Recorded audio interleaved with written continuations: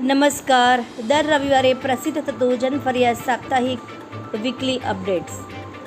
ભારે વરસાદ અને ભૂસ્ખલનના કારણે પૂર્વોત્તરમાં તબાહી, 20 લોકોના મોત, અનેક ઘર હોટલો ધરાશયી. કોંગ્રેસના નેતા સલમાન ખુશીંદે કહ્યું, કલમ 370 એક સમસ્યા હતી, દૂર થયા પછી સમૃદ્ધિ આવી. એસસી 7 તૂટ્યા પછી રેપ કેસ ગલત. આનાથી આરોપીની છબી ખરાબ થાય છે, ન્યાય વ્યવસ્થા પર પણ બોજ પડે છે. ગુજરાતમાં સ્કૂલ પ્રવાસ માટે નવા નિયમ, 2 પોલીસકર્મી સાથે રાખવા પડશે.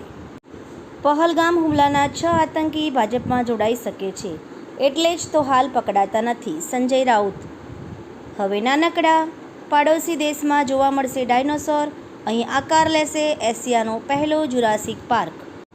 તંત્રીલેખ. ગુજરાતના નાવીન્યપૂર્ણ વ્યવસાયિક અભિગમ અને ઇનોવેશનમાં ઈ-કોમર્સની ભૂમિકા મહત્વની.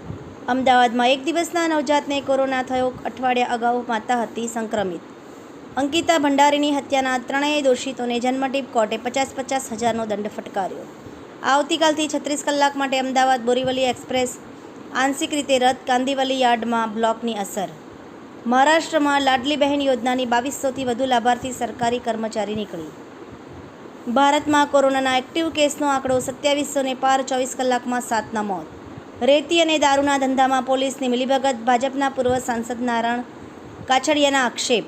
ગુજરાતની ધરતી પર કેજરીવાલનો પડકાર, ભાજપ ગોપાલ ઇટાલિયાને ખરીદી બતાવે, હું રાજકારણ છોડી દઈશ. આ ઉપરાંત મિત્રો, આપને વધુ વિગતવાર સમાચાર જોવા હોય તો આપ અમારી વેબસાઇટ www.janfaryadnews.com પર નિહાળી શકો છો. આભાર. મીનાક્ષી રાવલ, ગાંધીનગર. ન્યૂઝ ઓફ ગાંધીનગર દૈનિક જનફરિયાદ ન્યૂઝ.